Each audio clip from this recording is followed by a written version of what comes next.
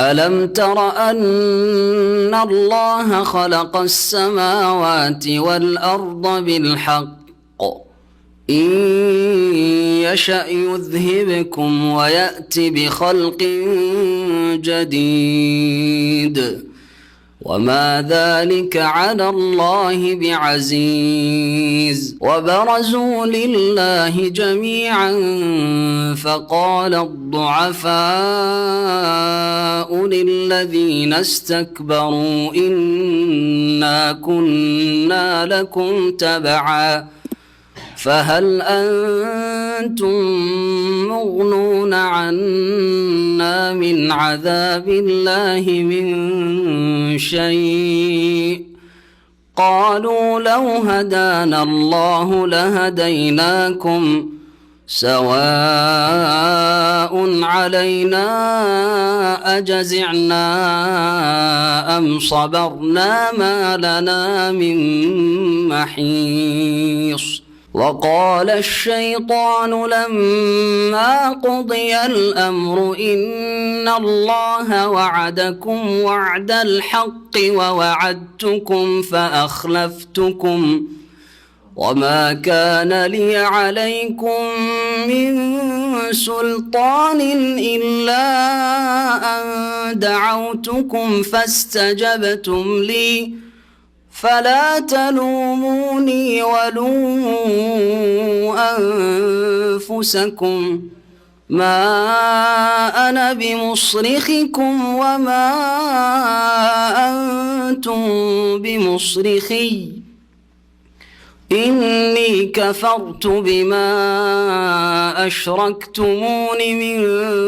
قبل إن الظالمين لهم عذاب أليم وأدخل الذين آمنوا وعملوا الصالحات أن لهم جنات تجري من تحتها الأنهار خالدين فيها بإذن ربهم تحيتهم فيها سلام ألم تر كيف ضرب الله مثلا كلمة طيبة كشجرة طيبة أصلها ثابت وفرعها في السماء تؤتي أكلها كل حين بإذن ربها ويضرب الله الأمثال للناس لعلهم يتذكرون ومثل كلمة خبيثة كشجرة خبيثة اجتثت من فوق الأرض ما لها من قرار يثبت الله الذين آمنوا بالقول الثابت في الحياة الدنيا وفي الآخرة ويضل الله الظالمين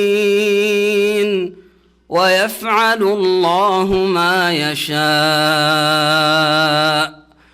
ألم تر إلى الذين بدلوا نعمة الله كفرا وأحلوا قومهم دار البوار جهنم يصلونها وبئس القرار وجعلوا لله أندادا ليضلوا عن سبيله قل تمتعوا فإن مصيركم إلى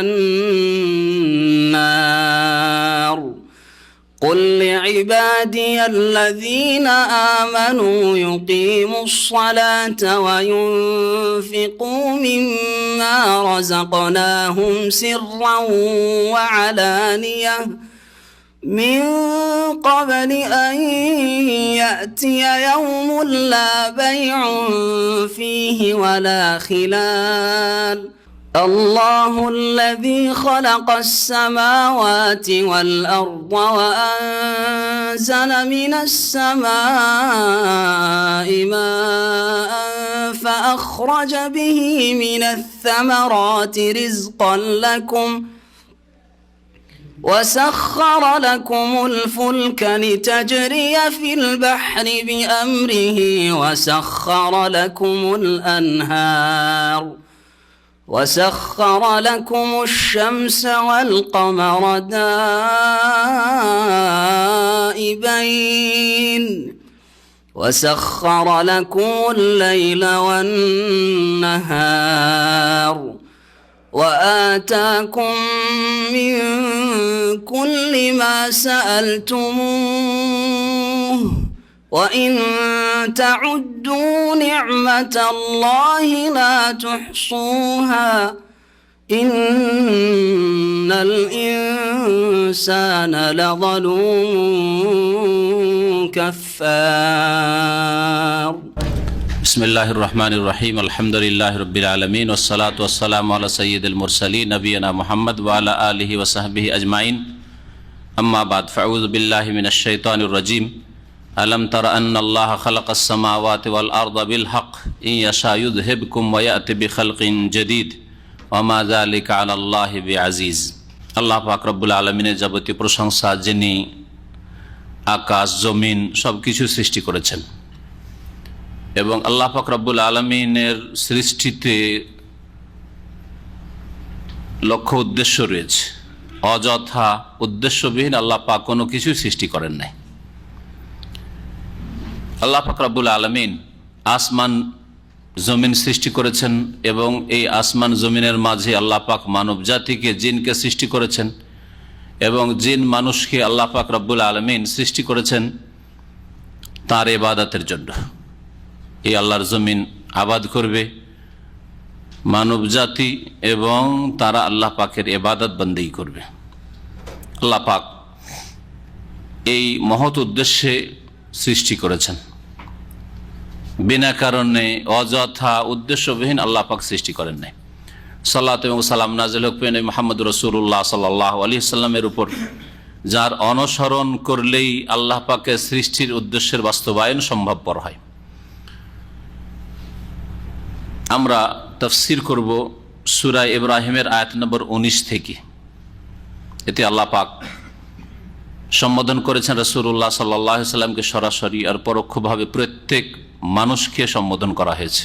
আলাম তারা, হে নবী তুমি কি চিন্তা করে দেখো না, হে মানুষ তুমি কি চিন্তা করে দেখো না, অন্তর্দৃষ্টি দিয়ে দেখো না, আন্নাল্লাহ খালাকাস সামাওয়াতি ওয়াল আরদা বিল হক, যে আল্লাহ পাক রব্বুল আলামিন সৃষ্টি করেছেন আকাশসমূহ এবং পৃথিবী বিল হক, যথাযথভাবে উদ্দেশ্যের সাথে সত্য সহকারে, যাই বলেন এ হচ্ছে বিল হকের তরজমা, অনুবাদ বিভিন্নভাবে বিভিন্ন অনুবাদকরা করেছেন, কিন্তু তার তাফসীর হচ্ছে যে আল্লাহ পাক অনার্থক তৈরি করেননি, খেল তামাশার জন্য আল্লাহ পাক রব্বুল আলামিন সৃষ্টি করেননি আসমান জমিন, বরং আল্লাহ পাক বলছেন ওমা খালাকনাস সামাওয়াতি ওয়াল আরদা ওয়া মা বাইনাহুমা লাইবিন, আমি আসমান এবং জমিন আর এর মাঝে যা কিছুই রয়েছে আর যে কেউ রয়েছে এগুলিকে আমি খেলাধুলার জন্য সৃষ্টি করিনি, লাইবিন এজন্য সৃষ্টি করিনি। আল্লাহ পাক আর এক আয়াতে ইরশাদ করেছেন আফা হাসিবতুম আন্নামা খালাকনাকুম আবাসা, তোমরা কি এই ধারণা করো যে আমি তোমাদেরকে সৃষ্টি করেছি, হে মানুষ, খালাকনাকুম তোমাদেরকে সৃষ্টি করেছি আবাসা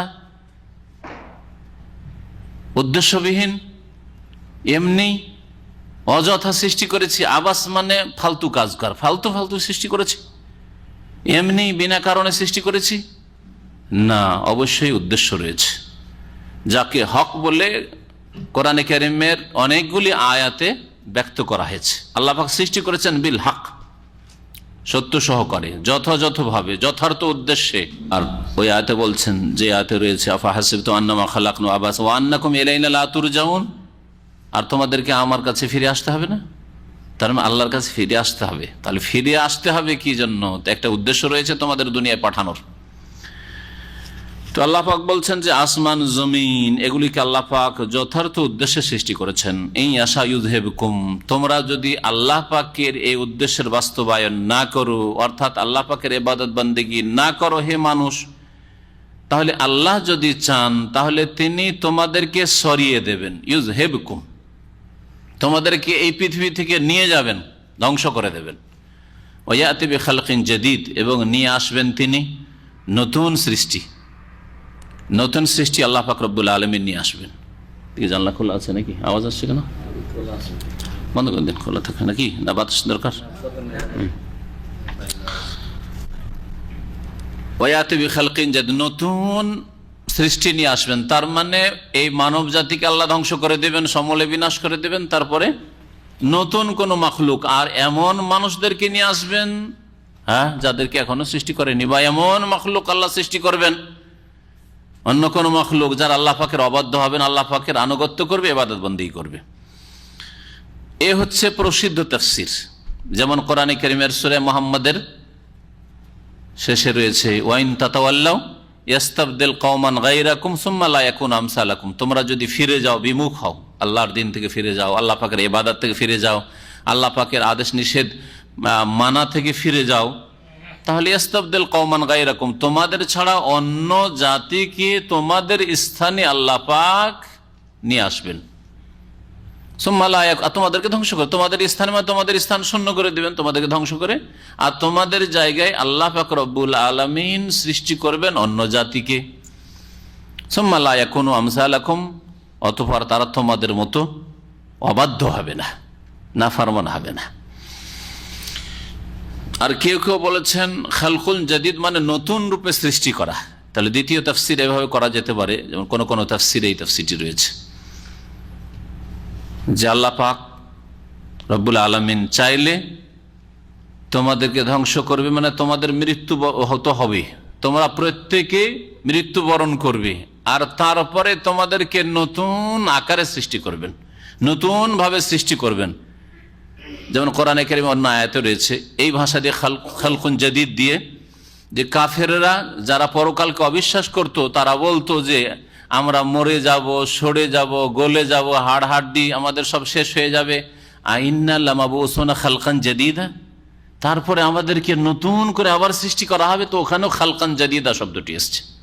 তাহলে এই তাফসীরে হতে পারে যে আল্লাহ চাইলে তোমাদের সকলকে পৃথিবী থেকে নিশ্চিহ্ন করে দেবেন, একসাথেই হোক আর ধীরে ধীরে হোক, যেমন ভাবে মানুষের মত আসছে, কেউ যাচ্ছে দুনিয়া থেকে, কেউ আসছে দুনিয়ায়, কেউ ভূমিষ্ঠ হচ্ছে আর কেউ বিদায় নিচ্ছে এখান থেকে। এই করতে করতে পৃথিবীর সমস্ত মানুষকে আল্লাহ পাক ধ্বংস করে দেবে, কুল্লু মান আলাইহা ফান, সবকিছু ধ্বংসশীল, ধ্বংস হয়ে যাবে। আল্লাহ পাক রব্বুল আলামিন আবার নতুন ভাবে তোমাদেরকে সৃষ্টি করবেন আল্লাহ চাইলে, আর করবেন আল্লাহ পাক, এটা হবেই কিয়ামতের দিবসে। ওমা যালিকা আলাল্লাহি বিআজিজ। আর এই পুনরুত্থান, দ্বিতীয় তাফসীর যদি ধরেন, তাহলে পুনরুত্থান মানে পুনরায় তোমাদেরকে সৃষ্টি করা নতুন ভাবে আবার, অথবা তোমাদেরকে ধ্বংস করে দিয়ে নতুন কোন জাতিকে সৃষ্টি করে নিয়ে এসে এই পৃথিবীতে আবাদ করা আল্লাহর কাছে কিছু কঠিন বিষয় নয়। ওমা যালিকা আলাল্লাহি, এটি আল্লাহর জন্য বিআজিজ, কোনো কঠিন নয়, কঠিন বিষয় নয়, কোনো মুশকিল নয় আল্লাহর জন্য। আল্লাহ কোন বললেই হয়ে যায়, কোন বললে ধ্বংস, কোন বলে ধ্বংস হও, ধ্বংস করে দিলেন, আর কোন বলে আল্লাহ পাক আবার সৃষ্টি করবেন, কোন বলে আল্লাহ পাক রব্বুল আলামিন মওত দান করবেন মানুষকে, আবার কোন বলে আল্লাহ পাক বলবেন যে উঠে আসো, হ্যাঁ, কবর থেকে উঠে আসো, মাটি থেকে উঠে আসো। ওয়াবারাজু লিল্লাহি জামিয়া, এ পরের আয়াতটি দ্বিতীয় তাফসীরের সমর্থন করে। তবে নতুন ভাবে আল্লাহ পাক তোমাদেরকে পুনরায় সৃষ্টি করবেন কিয়ামতের দিনে, পুনরুত্থানের দিনে। ওয়াবারাজু লিল্লাহি জামিয়া, আর তারপরে সকলেই আল্লাহর সামনে উপস্থিত হবে। ফাকালা দুআফা, এই পরকালে কি হবে? পরকালে দুই শ্রেণীর মানুষ হবে।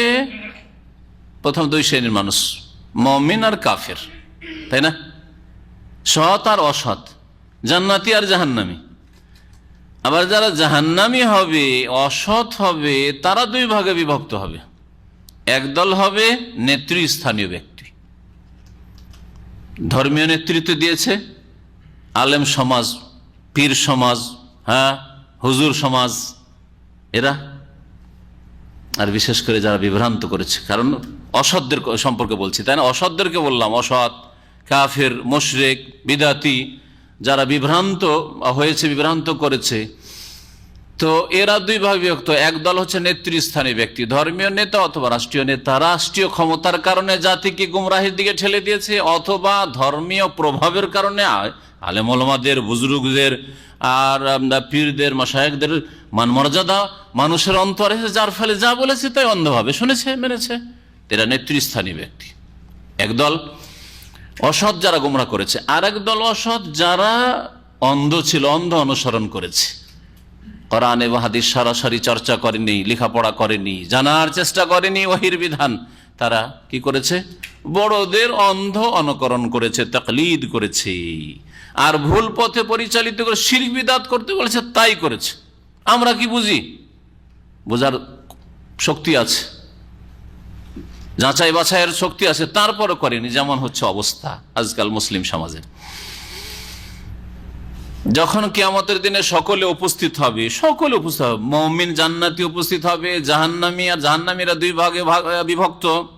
নেতৃস্থানীয় ব্যক্তি তাদের যারা গুমরাহ করেছে, আর যারা গুমরাহ হয়েছে জনসাধারণ, সকলে হাজির হবে। ফাকাল আদ-দুআফাউ লিল্লাযিনা ইসতাকবারু, অতঃপর দুর্বল লোকেরা, মানে ভক্তরা, অনসারীরা, জনসাধারণ, এরা দুর্বল। বড়রা যা বলে তাই শোনে, সমাজপতি যাই বলে তাই শোনে, আলেম সমাজ যাই বলে তাই শোনে, হক বলুক আর বাতিল বলুক, যাচাই বাছাই করার চেষ্টাও করে না, আর মনে করে যে আমরা কি বা করতে পারবো। এরা দুর্বল। এদেরকে দুআফা, দাঈফুনের বহুবচন দুআফা দিয়ে আল্লাহ ব্যক্ত করেছেন। লিল্লাযিনা ইসতাকবারু, আর যারা অহংকারী অর্থাৎ যারা অহংকার করেছে আল্লাহ পাকের ইবাদত বন্দিগিতে, অহংকার করেছে রাসূলুল্লাহ সাল্লাল্লাহু আলাইহি সাল্লামের আনুগত্য অনুসরণ করতে, অহংকার করেছে, অহংকারের কারণে হককে, সত্যকে প্রত্যাখ্যান করেছে। অনেক সময় তারা যেহেতু কোরআন হাদিসের ভাষা জানতে পেরেছে, তারপরে মানমর্যাদার বিষয়, ইনকাম সোর্স রয়েছে, প্রভাব রয়েছে, মান সম্মান রয়েছে, এখন যদি বলি যে এটা ঠিক নয়, এটা বিদআত, এটা শিরক, এতদিন যেগুলি করেছি এগুলি ভুল করেছি, তাহলে মান সম্মান সব যাবে, সমাজ থেকে উচ্ছেদ হয়ে যেতে হবে, ইনকাম সোর্স সব বন্ধ হয়ে যাবে, আর কোনো মান ইজ্জত থাকবে না। এতে অহংকার হক কথা প্রকাশ করতে বাধা দিয়েছে এরকম লোক। সেগুলো কাফের জাতির নেতৃস্থানীয় ব্যক্তি হোক, অথবা মুসলিম সমাজের যারা গোমরাহকারী, পথভ্রষ্ট করেছে, ভুল পথে পরিচালিত করেছে, তারাই হোক। এই দুই দলে এখন তর্ক বিতর্ক চলবে, কথোপকথন চলবে। ফাকাল আদ-দুআফা, দুর্বল লোকেরা, ভক্তরা বলবে, লিল্লাযিনা ইসতাকবারু, ওই সব লোকদের উদ্দেশ্যে যারা অহংকারী ছিল, যারা নেতৃস্থানীয় ব্যক্তি, তাদেরকে বলে, ইন্না কুন্না লাকুম তাবআন, নিঃসন্দেহে আমরা তোমাদেরই অনুসারী ছিলাম, তোমাদেরকে মানতাম, তোমাদের ভক্ত ছিলাম, তোমরা যা বলেছো বাবা তোমাদের তাই শুনেছি। ফাহাল আনতুম মুগনুনা আন্না মিন আযাবিল্লাহ, তাহলে কি আজকে হাল আনতুম মুগনুনা মানে তোমরা কি দূর করবে। মুগনুনার ভাব অর্থ করলাম তুদাফিউনা, মুগনুনা মানে মুদাফিউনা, তোমরা কি দূর করবে, আন্না আমাদের থেকে, মিন আযাবিল্লাহি মিন শাই, আল্লাহর আযাবের কোনো কিছু। আল্লাহর যে আযাব আমাদের উপর এসে পড়েছে, এখন জাহান্নামে যেতে হচ্ছে বা জাহান্নামে চলে গেছে, জাহান্নামে চলে যাওয়ার পরে কথোপকথন হবে, অথবা জাহান্নামে তাদেরকে এখন দেওয়ার হুকুম হয়ে গেছে হাসরের মাঠে। তখন আমাদের ওপর থেকে আল্লাহ পাকের আযাবকে কি সরাতে পারবে, দূর করবে? কারণ তোমাদেরকে মেনেছি, এখন তোমরা করো। আর দুনিয়াতে দাবিদারি ছিল এক শ্রেণীর পীররা, যে আমরা তোমাদের কাজে আসবো, হাসর মাঠে কাজে আসবো, মওতের সময় কাজে আসবো, কবরে কাজে আসবো, নাউজুবিল্লাহ, আর জান্নাতে নিয়ে যাবে, সুপারিশ করবে, ইত্যাদি ইত্যাদি। তো আমাদের আযাব কি দূর করবে? ফাহাল আনতুম মুগনুনা, আমাদের থেকে কি তোমরা সরাবে, মিন আযাবিল্লাহি মিন শাই, আল্লাহর আযাবের কিছু, আরে পুরাপুরি না হলে কিছু, মিন শাই। আর শাব্দিক অর্থ মগনুনার জেনে রাখেন, কারণ শাব্দিক অর্থগুলি জানলে আরো বেশি ফায়দা রয়েছে, যে কোত্থেকে আসল শব্দটা এসছে। আগনা মানে কাজে আসা, আগনা ইউগনি, ইগনা মানে কাজে আসা। মা আগনা আনহু মালহু ওয়া মা কাসাব, তার ধন, আবু লাহাবের ধন সম্পদ, ওয়া মা কাসাব, আর যা উপার্জন করেছিল, মা আগনা, তার কোনো কাজে আসেনি, তার লাভে আসেনি, ফায়দায় আসে নাই। তো ফাহালান্তুম মুগনুনা এভাবে তরজমা করতে পারেন, ফাহালান্তুম মুগনুনা, তাহলে তোমরা কি আমাদের কাজে আসবে? মিন আযাবিল্লাহ মিন শাই, আল্লাহর আযাবের কবল থেকে রক্ষা করার ক্ষেত্রে, আল্লাহর আযাব থেকে রক্ষা করার ক্ষেত্রে। কালু, তখন তারা বলবে, নেতারা বলবে, যারা গুমরাহ করেছে, লাউ হাদানা আল্লাহু লাহাদাইনাকুম, আল্লাহ যদি আমাদের সঠিক রাস্তা দেখাতেন তাহলে আমরাও তোমাদেরকে সঠিক রাস্তা দেখাতাম। আমরাই ভুল পথে ছিলাম, তো তোমাদেরকে আর কি ঠিক পথ দেখাবো। সাওয়াউন আলাইনা আজাযিনা আম সাবারনা মা লানা মিন মাহিস, আমাদের জন্য সমান অধৈর্য হওয়া, আজাযিনা আম সাবারনা, অথবা ধৈর্য ধরা। ধৈর্য ধরি আর অধৈর্য হই, এই জাহান্নামে আমরা জ্বলবো, জ্বলতে আছি। সাওয়াউন আলাইনা, ধৈর্য ধরলেও জ্বলতে হবে, আর অধৈর্য হয়ে যদি চিৎকার করি তবুও জ্বলতে হবে। মা লানা মিন মাহিস, আমাদের কোনো পালায়ন স্থল নেই বা আমাদের কোনো নিষ্কৃতি নেই। মাহিস যার ফেরসেগা, একজন শাব্দিক অর্থ হচ্ছে স্থলের মানে করলাম, এই জন্য মা লানা মিন মাহিস। হাসা ইয়াহিস মানে ছুটাছুটি করা, পালাপালি করা। তো পালিয়ে ছুটাছুটি করে যে কোথাও আশ্রয় নেব এরকম কোনো জায়গা আর আমাদের নেই জাহান্নাম ছাড়া। মা লানা মিন মাহিস। তাফসীরকাররা লিখেছেন যে জাহান্নামীরা যখন জ্বলবে তখন তাদের এই আযাব শাস্তিকে হালকা করার জন্য চিন্তা করবে যে চিৎকার করি। চিৎকার করলে, বাচ্চা কান্না করলে দুধ পায়, দুনিয়ার এই প্রবাদটা জানতো। আর যদি কোনো জাতির কোনো দাবি দাবা থাকে তাহলে মিছিল করেছে দুনিয়াতে, হ্যাঁ, আন্দোলন করেছে, তারপরে তারা তাদের স্বার্থ হাসিল করেছে, এগুলো হয়েছে না, হয়নি দুনিয়াতে? তো বেশি চিৎকার যদি হইচই করি তো আমাদের কিছু স্বার্থ হাসিল দুনিয়াতে হয়েছে, তো এখানে একটু হইচই করি, খুব চিৎকার করবে, খুব চিৎকার করবে। কোরআনে কারীমে এই চিৎকারের কথা বহু আয়াত রয়েছে যে জাহান্নামে জ্বলবে আর খুব চিৎকার করবে, বেশি চেঁচামেচি করব। তখন আল্লাহর পক্ষ থেকে ফেরেশতারা আসবে আর কোনো একটা কিছু এতে রদবদল হবে, আযাব কিছু হালকা তো হবে। আমাদের চিৎকার শুনে দীর্ঘদিন চিৎকার করবে কিন্তু আযাব হালকা হইল না। ফালা ইউখাফা আনহুমুল আযাব, আযাব হালকা হইল না। তখন ভাববে যে ধৈর্য ধরলে, ধৈর্য কি হয়? মেওয়া ফলে। ধৈর্য ধরলে ধৈর্য মেওয়া ফলে, সবুরে মেওয়া ফলে, এটাও জানতো। তো চলো সবুর করবো। ধৈর্য ধরবে, তাতেও কোনো ফল হবে না, কিছু হবে না, কোন রকমের আযাব হালকা হচ্ছে না। তখন এই কথাটি বলবে যে সাওয়াউন আলাইনা আজাযিনা আম সাবারনা, আমরা অধৈর্য হই অথবা ধৈর্য ধারণ করি, আমাদের জন্য দুটোই সমান, কোনো আযাব আমাদের হালকা হবে না জাহান্নামের। মা লানা মিন মাহিস, আমাদের কোনো আশ্রয়স্থল বা পালায়ন স্থল নেই। ওয়াকালা শাইতানু, শয়তান তখন খুতবা শুরু করে, বক্তব্য শুরু করবে। এই যে কয়েকটা আয়াত আসছে, এই আয়াতগুলি সম্পর্কে মুফাসসিরিন কিরাম বলেছেন যে শয়তান কিয়ামতের দিনে খতিব হয়ে দাঁড়াবে, তার বক্তব্য পেশ করবে। ইবলিস শয়তান যে মানব জাতিকে গুমরাহ করেছে আর জিন জাতিকে গুমরাহ করেছে, অসংখ্য জিন আর মানুষকে গুমরাহ করেছে, আর এই ইবলিসের গুমরাহির কারণে এরা জাহান্নামে যাবে, বক্তব্য দেবে, ঐতিহাসিক ভাষণ হবে তার। আজকালকার ভাষায়, তাই না, ঐতিহাসিক ভাষণ। হ্যাঁ, কোন রাষ্ট্রপতির ভাষণ হয়, প্রধানমন্ত্রীর ভাষণ হয়, বা রাজা বাদশার ভাষণ হয়, এই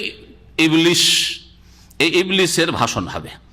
ভাষণটা শুনে ওয়াকালা শায়তান, শয়তান তখন বলবে জাহান্নামে, লাম্মা কুযিয়াল আমর, কখন? যখন চূড়ান্ত ফয়সালা হয়ে যাবে, মানে উদখিলা আহলুল জান্নাতিল জান্নাতা, জান্নাতীরা জান্নাতে চলে যাবে আর জাহান্নামীরা জাহান্নামে চলে যাবে। এই হচ্ছে কুযিয়াল আমর। সবকিছুর ফয়সালা যখন হয়ে যাবে তখন শয়তান বলবে ইন্নাল্লাহ ওয়াদাকুম ওয়াদাল হক, আল্লাহ পাক তোমাদের সাথে সত্য প্রতিশ্রুতি করেছিলেন। আল্লাহর ওয়াদা সত্য ছিল যে তোমরা ঈমান নিয়ে আসো, সৎকর্মশীল হও, নেক আমল করো, তোমাদেরকে জান্নাতে দাখিল করব, জান্নাত দেব তোমাদেরকে। আর তোমরা যদি কুফরি করো, শিরিক করো, গুমরাহির পথ নাও, পাপ করো, তাহলে তোমাদেরকে আযাব দেব, জাহান্নামে দাখিল করব। আল্লাহ পাকের সব ওয়াদা কোরআনে কারীমে আছে না নেই? রাসূলুল্লাহ সাল্লাল্লাহু আলাইহি ওয়াসাল্লাম হাদিসে আছে না নেই? ইবলিস শয়তান ওইদিকে ইঙ্গিত করে বলে আল্লাহ ওয়াদা করেছিলেন আর আমিও তোমাদের সাথে ওয়াদা করেছিলাম, ওয়া'আদতুকুম, আর আমিও তোমাদের সাথে প্রতিশ্রুতি করেছিলাম, ফাআখলাফতুকুম, আল্লাহ ওয়াদা ভঙ্গ করেননি, কিন্তু আমি তোমাদের সাথে যে ওয়াদা করেছিলাম সে ওয়াদা ভঙ্গ করেছি। মানে আমি তোমাদেরকে প্রতারণা করেছি, ধোঁকা দিয়েছি তোমাদেরকে। যারা পরকালে অবিশ্বাসী, যারা নাস্তিক, যারা আল্লাহ অবিশ্বাসী, তাদেরকে ওই সব কথা শয়তান কুমন্ত্রণ দিয়ে যে আল্লাহ আবার কি, আল্লাহকে মানুষের সৃষ্টি করেছে। যেমন কার্ল মার্কসের মতবাদ, কমিউনিস্টদের মতবাদ, আর এই মতবাদের নাস্তিক যতগুলি আছে মুসলিম সমাজের সবাই বিশ্বাসী যে আল্লাহ মানুষকে পয়দা করেনি, মানুষ আল্লাহকে পয়দা করেছে, মানে মানুষ আল্লাহকে কল্পনা করে পয়দা করেছে। এটা হলো তাদের কথা। জি, তো এগুলি কার ওয়াদা, কার প্রতিশ্রুতি? এগুলো কে শিখিয়েছে? শয়তান শিখিয়েছে। এগুলো হচ্ছে শয়তানের কুমন্ত্রণা, ওহী। শয়তান ওহী করে, কোরআনের ভাষায় রয়েছে শয়তান ওহী করে। শয়তান ওহী মানে শয়তান কুমন্ত্রণ দিয়ে থাকে। ইউহি বা'দুহুম ইলা বা'দিন যুখরুফাল কওলি গুরুরা, আল্লাহ পাক বলেছেন। আর যারা মুসলিম সমাজের পাপিষ্ঠ গুনাহগার, হয়তো আল্লাহ পরকালে গতানুগতিক বিশ্বাস আছে কিন্তু পাপে ডুবে থেকেছে, তাদেরকে শয়তান ওয়াদা প্রতিশ্রুতি করেছে আর ওয়াদা খেলাপি করেছে, ওয়াদা ভঙ্গ করেছে। মানে তাদেরকে কুমন্ত্রণা দিয়েছে যে দুনিয়ায় তুই এইটা করবি না, ওইটা করবি না, তুই চলবি কি করে? তুই হ্যাঁ, এইটা নিষেধ, ওইটা নিষেধ, ওইটা নিষেধ, এই চলবে না, ওই চলবে না, ওই চলবে না, তাহলে তুই এক পা বাড়াইতে পারবি না। অধিকাংশ মুসলিমদের অবস্থা আজকে, তারা বলে আর এক হাফেজ গত কয়েক বছর আগে এখানে ছিল, হাফেজে কোরআন শুধু এই জন্য করবেন না কখনো। সিম্পল হাফেজ, কালামুল্লাহর অর্থ একটাও বুঝে না।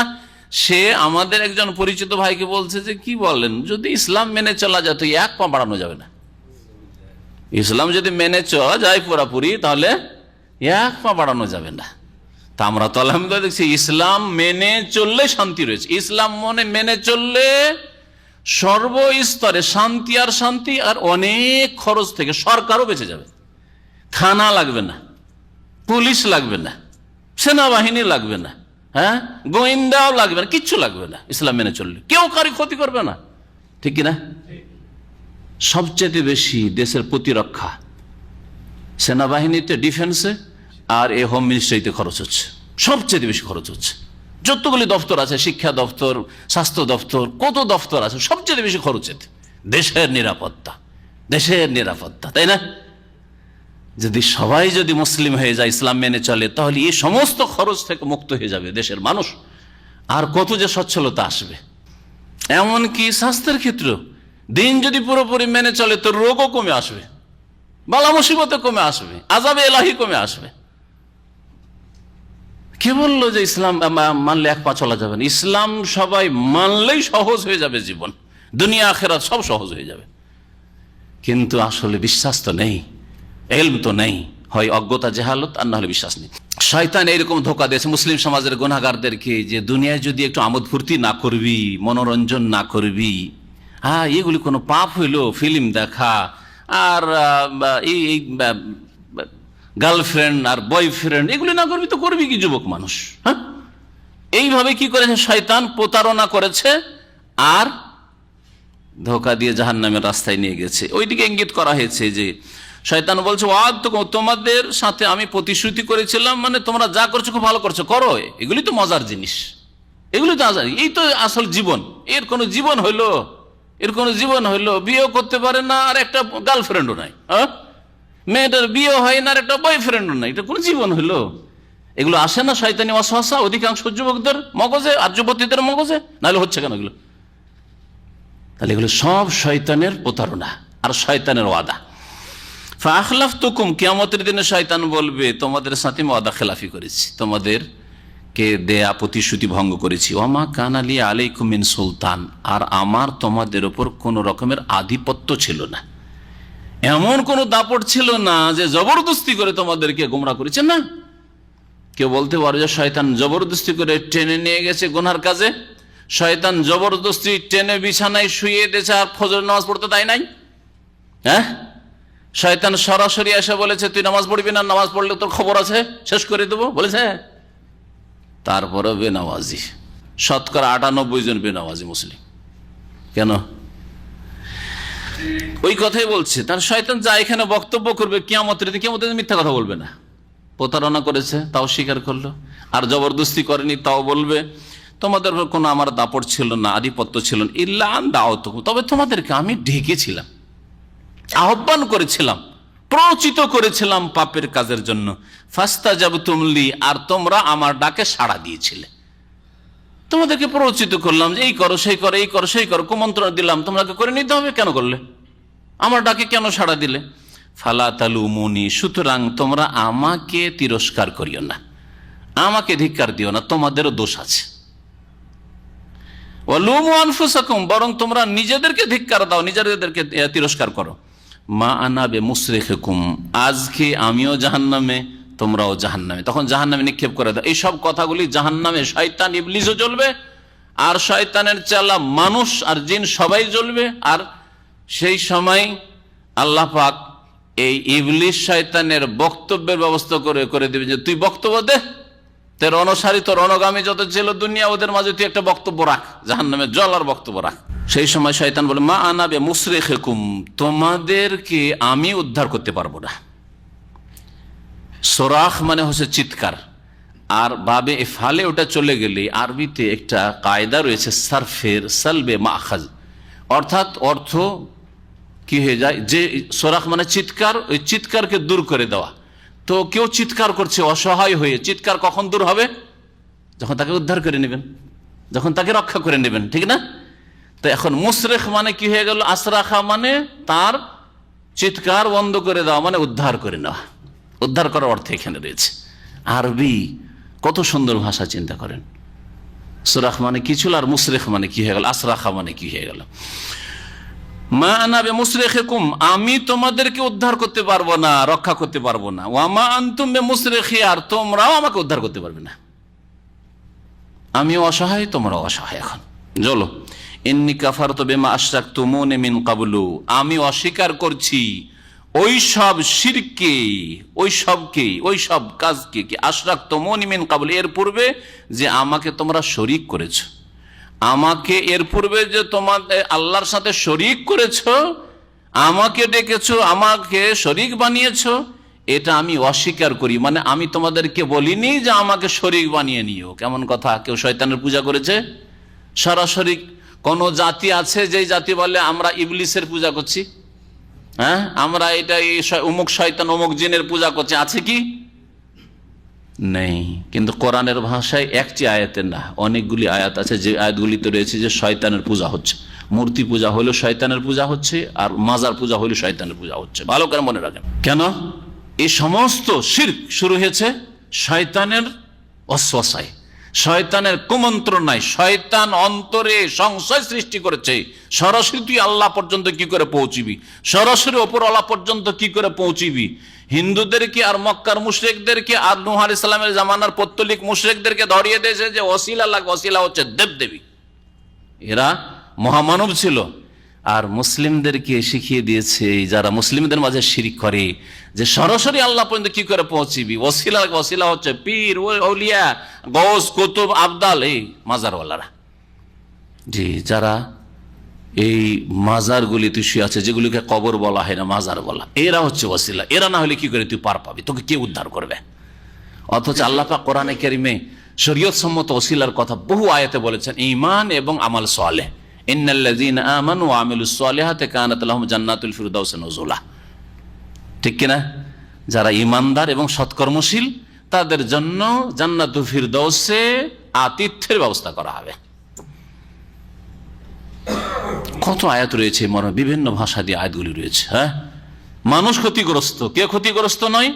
ইল্লাল্লাযীনা আমানু ওয়া আমিলুস সালিহাত ওয়া তাওয়াসাউ বিল হক ওয়া তাওয়াসাউ বিস সাবর। চারটা কাজ করো, কোনো ক্ষতি নাই তোমার, আর না হলে ক্ষতিগ্রস্ত। তোমার এই কর্মসূচি যদি না থাকে, ঈমান, আর ঈমানের জন্য ইলম লাগবে, জেনে শুনে কি বিশ্বাস করবেন না করবেন। আমলের জন্য ইলম লাগবে, সুতরাং এই ঈমান আর আমলের আগে ইলম, জ্ঞান অর্জন করতে হবে। এই জন্য ইকরা দিয়ে আল্লাহ কোরআন শুরু করেছেন, ইলমের সাথে ঈমান এবং নেক আমল। আর 3 নম্বর হচ্ছে সেই দিকে আহ্বান করা, অন্যদেরকে দাওয়াত দেওয়া জাহান্নাম থেকে, তাদেরকেও রক্ষা করবেন। আর 4 নম্বর হচ্ছে এই পথে চলতে গিয়ে বাধা আসবে, কষ্ট আসবে, জেলে যেতে হতে পারে, ফাঁসিতে চড়তে হতে পারে, দুশ্মন হতে পারে, ওয়াতাওয়াসাউ বিসসাবর, ধৈর্য ধরতে হবে, যেমন আম্বিয়া রসুলগণ ধৈর্য ধরেছেন। এই চারটা যদি কর্মসূচি থাকে তাহলে মানুষ ক্ষতিগ্রস্ত নয়। আর যদি আপনার কাজের লিস্টে এগুলো না থাকে তাহলে ক্ষতিগ্রস্ত, জেনে রাখেন। বলছিলাম যে শয়তানের পূজা হয়, এই একটি আয়াতের প্রমাণ করে। আরো স্পষ্ট আয়াত সূরা মারিয়ামে রয়েছে যে ইব্রাহিম আলাইহিস সালাম যখন বাপকে নসিহত করেছিলেন বিভিন্ন উপদেশ, ইয়া আবাতে, হে সম্মানিত আব্বা, হে আবাতে, তার মধ্যে একটা আয়াতে রয়েছে ইয়া আবাতে লা তা'বুদিশ শয়তান, হে সম্মানিত আব্বা, শয়তানের পূজা করিয়েন না, আপনি শয়তানের পূজা করিয়েন না। আচ্ছা বলুন তো, ইব্রাহিমের পিতা আজর ইবলিস শয়তানের পূজা করতো সরাসরি? কোন জিনের পূজা করতো? কার পূজা করতো? মূর্তি পূজা করতো। তাহলে ইব্রাহিম আলাইহিস সালাম মিথ্যা কথা বলছেন নাকি? কারণ এই মূর্তি পূজা সৃষ্টি করেছে শয়তানের ওয়াসওয়াসা, শয়তান দিয়ে সৃষ্টি হয়েছে। এই জন্য লা তা'বুদিশ শয়তান। আর প্রত্যেকটা শিরকের আড্ডাখানায় শয়তান তৎপর থাকে, শয়তানের পিছনে আছে। শয়তান অনেক কিছু করে থাকে, অনেক সময় তাদের গরজ পুরা হয়ে থাকে, যে উদ্দেশ্যে হয়তো শিরিক করেছে সে মনের কামনা বাসনা পূরণ হচ্ছে, ধোকা খেয়ে যায়। এই জন্য দেখলেন এতদিন রোগ ভালো হয়নি, আর গেলাম অমুক মাজারে গেলাম, তাকে রোগ ভালো হয়ে গেছে, আর বলছে এরা মাজারে যেতে হবে না, মাজারে গেলে রোগ ভালো হয়। শয়তান কাজ করেছে। মানুষের মধ্যে যদি চিকিৎসা থাকে, বড় বড় স্পেশালিস্ট থাকে, ডাক্তার থাকে, তো জিন শয়তানি কি আপনি মনে করেন জিনদের মধ্যে বড় বড় স্পেশালিস্ট নেই, বড় বড় কবিরাজ নেই, হ্যাঁ, বড় বড় গাছামি ডাক্তার নেই? অবশ্যই। তাহলে জি, এই জন্য বলা হয়েছে লা তা'বুদিশ শয়তান, শয়তানের পূজা করিয়ে না। শিরক মানে পেছনে শয়তান আছে, ব্যাকগ্রাউন্ডে শয়তান আছে। আর দেখবেন মূর্তিগুলো এত ভয়ঙ্কর লাগে দেখতে, এগুলো দেখলে শয়তান স্মরণে আসে কি আসে না? জি হ্যাঁ। আল্লাহ পাক বলছেন যে এই ইবলিস বলবে ইন্নী কাফারতু বিমা আশরাকতুমুনি মিন ক্বাবল, এর পূর্বে দুনিয়াতে তোমরা কর্মজগতে আমাকে যে শরীক করেছো, এই তোমাদের শরীক করাকে আমি অস্বীকার করছি। আমি তো বলিনি যে আমার পূজা করিও, হ্যাঁ, আমি তো বলিনি যে তোমার মূর্তি পূজা করি আর কবর পূজা করিও, আমি অস্বীকার করছি। আর যাদের পূজা করা হয়েছে তারাও অস্বীকার করবে, এই কথাও কোরআনে কারিমে রয়েছে। আল্লাহ পাক ইরশাদ করেছেন ওয়া ইয়াউমাল কিয়ামাতি ইয়াকফুরুনা বিশিরকিকুম, কিয়ামতের দিনে যাদেরকে তোমরা ডেকেছো আল্লাহকে বাদ দিয়ে, রামকে ডাকো আর কৃষ্ণকে ডাকো, লাতকে ডাকো আর উজ্জাকে ডাকো আর ওয়াদকে আর সোয়াকি কেউ ডেকে থাকুক, আর কেউ গৌসুল আজম বলে জিলানিকে ডাকুক, আর গরিব নওয়াজ বলে চিশতিকে ডাকুক, আর শাহজালালকে ডাকুক, ওয়া ইয়াউমাল কিয়ামাতে ইয়াকফুরুনা বিশিরকিকুম, কিয়ামতের দিনে তোমাদের শিরকের অস্বীকার করবে। আমরা বলিনি শিরিক করতে, আমরা এসব শেখাই নাই, আমরা এই কবর মাজার পূজা শেখাইনি। ওয়ালা ইউনাব্বিউকা মিসলু খাবীর, আর সূক্ষ্ম যিনি খবর রাখেন আল্লাহ, তার মতো কেউ রহস্যমূলক কথা বলতে পারে না। আল্লাহ পাক রব্বুল আলামিন তারপরে ইরশাদ করছেন যে বক্তব্য চলছে ইবলিসের। ইবলিস বলবে ইন্না যালিমিনা লাহুম আযাবুন শাদীদ, এটা ইবলিসের কথা হইতে পারে। আবার এখান থেকে ইবলিসের বক্তব্য শেষ, আর তারপরে আল্লাহ পাক বলছেন নিঃসন্দেহে জালেমদের জন্য বড় যন্ত্রণাদায়ক শাস্তি রয়েছে। আল্লাহর কথা বললে এটা ভুল হবে না যে কাল আল্লাহ তাআলা ইন্না যালিমিনা লাহুম আযাবুন আলীম, অথবা শয়তানের বক্তব্যের শেষ অংশ হচ্ছে ইন্না যালিমিনা লাহুম আযাবুন শাদীদ, নিঃসন্দেহে জালেমদের জন্য কঠোর শাস্তি রয়েছে, বেদনাদায়ক শাস্তি রয়েছে। আলিম, আলাম মানে ব্যথা, বেদনাদায়ক শাস্তি রয়েছে। জাহান্নামীদের কথা হইল, হ্যাঁ, জাহান্নামে তাদের যে অবস্থা হবে সেসব কথা হলো। তারপরে আল্লাহ পাক বলছেন জান্নাতীদের কথা। আর কোরআনে এটি হচ্ছে ভঙ্গিমা, যখনই জাহান্নামীদের কথা বলা হয়েছে তখনই নেক লোক এবং জান্নাত আর জান্নাতীদের কথা বলা হয়েছে। যখনই কাফের মুশরিকদের কথা বলা হয়েছে তখন মুমিন মুমিনাতের কথা বলা হয়েছে। ওয়া উদখিলাল্লাযীনা আমানু ওয়া আমিলুস সালিহাতি জান্নাত, আল্লাহ পাক বলছেন আর দাখিল করা হবে, প্রবিষ্ট করা হবে ওই সব লোকদেরকে যারা ঈমানদার ছিল আর সৎকর্মশীল ছিল, তাদেরকে জান্নাতে, বহু বাগান বিশিষ্ট জান্নাতে, জান্নাত বহু বাগান বিশিষ্ট জান্নাতে, তাজরি মিন তাহতিহাল আনহার, যার নিম্ন দেশে নহর সমূহ প্রবাহিত হবে, খালিদিনা ফিহা, সেখানে তারা চিরকাল বসবাস করবে, কখনো তাদেরকে সেখান থেকে তাড়িয়ে দেওয়া হবে না, বহিষ্কার করা হবে না। বেইযনে রব্বিহিম, তাদের প্রতিপালকের ইচ্ছা অনুযায়ী, অনুমতিক্রমে, আল্লাহ পাকের ইচ্ছা অনুমতির বাইরে কোনো কিছু হতে পারে না।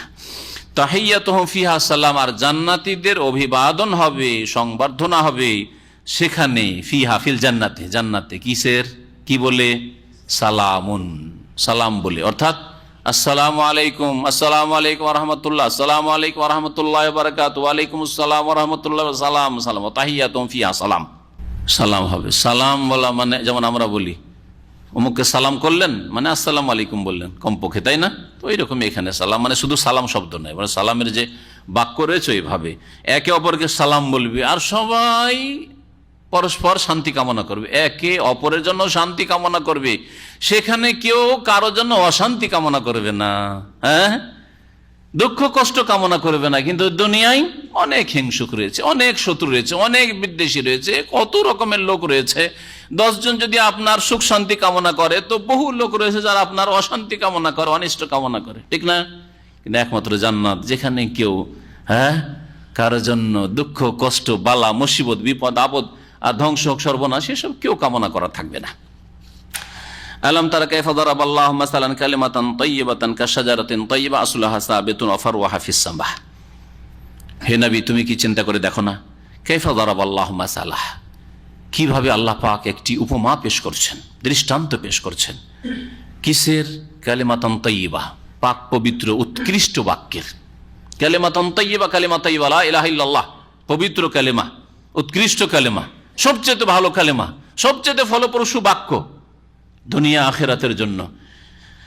কালিমাতান তাইয়্যিবা, এই পবিত্র উৎকৃষ্ট বাক্য হচ্ছে কার মতো? কাশাজারাতিন তাইয়্যিবা, পাক পবিত্র উৎকৃষ্ট গাছের মতো, উৎকৃষ্ট বৃক্ষের মতো। সেটা হচ্ছে খেজুর গাছ, খেজুর গাছ। কালেমা তাইয়্যিবা পড়ে নেওয়ার পরে যতগুলি আমল করবেন সবগুলি হচ্ছে কালেমা তাইয়্যিবার শাখা প্রশাখা সবগুলি লাভজনক, সবগুলি লাভজনক। যেমন খেজুর গাছ একটা যদি মানুষ করে দিতে পারেন, তাহলে খেজুর গাছের শেকড় থেকে শুরু করে একেবারে পাতা পর্যন্ত সব কিছু কাজের কোনোটাই বৃথা নয়, কোনোটাই যে বেকার চলে যাবে ফেলে দিতে হবে এমন কিছু নয়। এই খেজুর গাছের সাথে তুলনা করা হয়েছে কালেমা তাইয়্যিবাকে আরো আরেকটি দিক থেকে। কালেমা তাইয়্যিবা মুমিনের হৃদয়ে রয়েছে,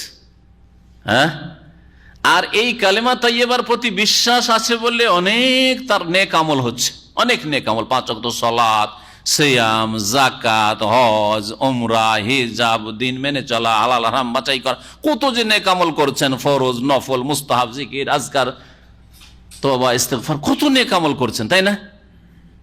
কত নেক আমল করছেন। মুমিনের হৃদয়ে রয়েছে কালেমা তাইয়্যিবা, আর আমলগুলি কত কত আমল হচ্ছে, আর এই আমলগুলি কোথায় যাচ্ছে? ওপর দিকে যাচ্ছে, আল্লাহ পাকের কাছে যাচ্ছে। ইলাইহি ইয়াসআদুল কালিমুত তাইয়্যিব ওয়াল আমালুস সালিহ ইয়ারফাহু, আল্লাহ পাকের দিকেই ইয়াসআদু চড়ে, আল্লাহ বলছেন আল আমালুস সালিহ, নেক আমলগুলি। মুমিনের অন্তরে লা ইলাহা ইল্লাল্লাহ যদি থাকে, শিরক মুক্ত থাকে, তাহলে আমলগুলো উপরে যায়, আর শিরক থাকলে সমস্ত আমল ধ্বংস হয়ে যায়।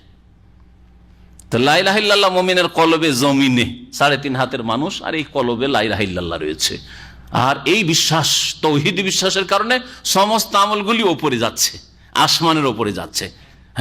দিনে 2 বার করে ফেরেশতা রিপোর্ট নিয়ে যাচ্ছেন, আসরের সালাতে আর ফজরের সালাতে।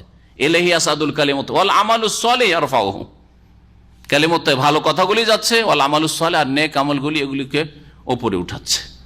খেজুর গাছের সাথে এদিক থেকেও সাদৃশ্যতা আছে, যে খেজুর গাছের শেকড় হচ্ছে জমিনে, আর দেখেন কত লম্বা অন্যান্য গাছের চাইতে, কত লম্বা।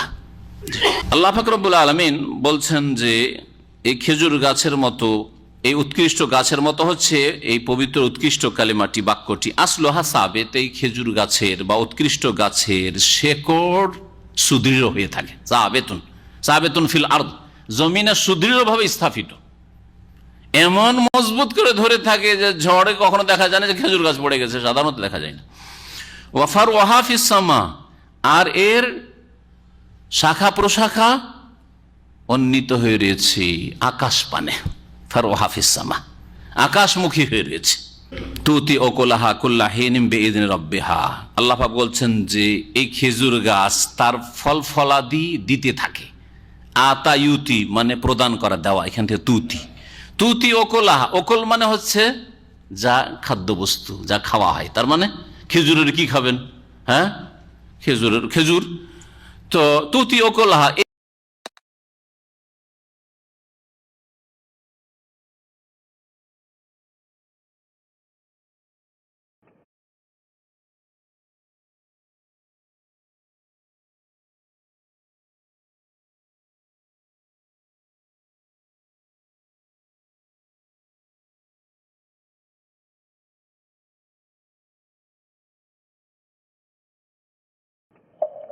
হাফিস সামা, আর এর শাখা প্রশাখা উন্নীত হয়ে রয়েছে আকাশ পানে। ফারু হাফিস সামা, আকাশমুখী হয়ে রয়েছে। তুতি ওকুলাহা কুল্লাহিন বিইذن রাব্বিহা, আল্লাহ পাক বলছেন যে এই খেজুর গাছ তার ফল ফলাদি দিতে থাকে।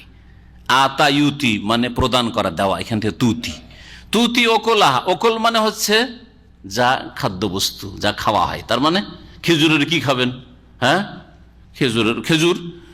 তো তুতি ওকুলাহা, এই গাছের তাফসীর নবী করিম সাল্লাল্লাহু আলাইহি ওয়াসাল্লাম হাদিসে রয়েছে যে সে খেজুর গাছ এর ফল ফলাদি দিয়ে থাকে কুল্লাহিন, সব সময়, সর্বদাই, বছরে অধিকাংশ সময়ে এই ফল পাবেন, খেজুর পাবেন।